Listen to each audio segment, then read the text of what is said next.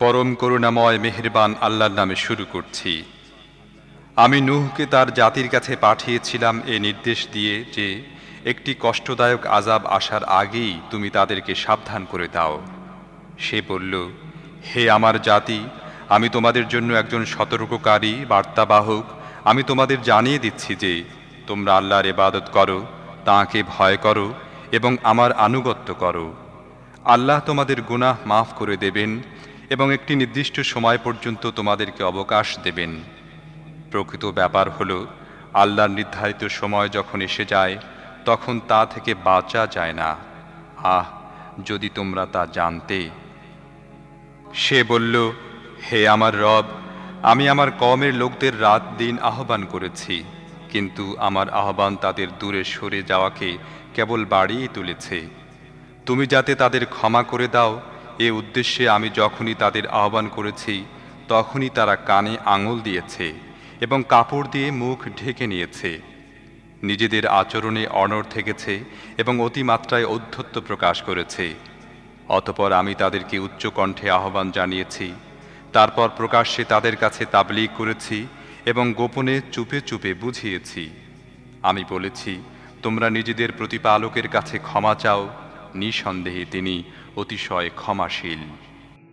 তিনি আকাশ থেকে তোমাদের উপর প্রচুর বৃষ্টি বর্ষাবেন, সম্পদ ও সন্তান সন্ততি দিয়ে সাহায্য করবেন, তোমাদের জন্য বাগান সৃষ্টি করবেন আর নদী নালা প্রবাহিত করে দেবেন।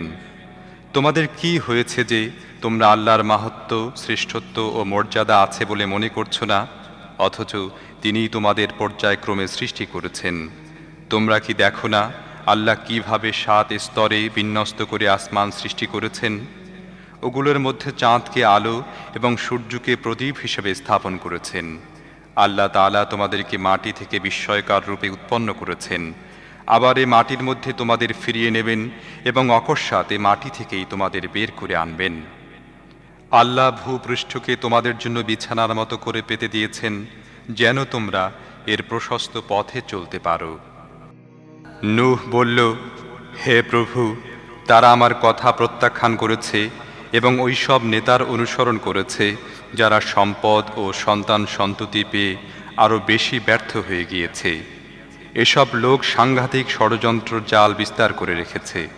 তারা বলেছে, তোমরা নিজেদের দেব দেবীদের কোনো অবস্থায় পরিত্যাগ করো না। আর ওয়াদ, সুয়া, ইয়াগুস, ইয়াউক এবং নাসরাকেও পরিত্যাগ করো না। অথচ এসব দেবদেবী বহু লোককে গুমরাহিতে নিক্ষেপ করেছে। তুমিও এসব জালেমদের জন্য গুমরাহি ছাড়া আর কিছুই বৃদ্ধি করো না। নিজেদের অপরাধের কারণেই তাদের নিমজ্জিত করা হয়েছিল, তারপর আগুনের মধ্যে নিক্ষেপ করা হয়েছিল। অতঃপর তারা আল্লাহর হাত থেকে রক্ষা করার জন্য কোনো সাহায্যকারী পায়নি। আর নূহ বলল, হে আমার রব, এ কাফেরদের কাউকে পৃথিবীর বুকে বসবাসের জন্য রেখো না। তুমি যদি এদের ছেড়ে দাও, তাহলে এরা তোমার বান্দাদের বিভ্রান্ত করবে এবং এদের বংশের যারাই জন্ম লাভ করবে তারাই হবে দুষ্কৃতকারী ও কাফের।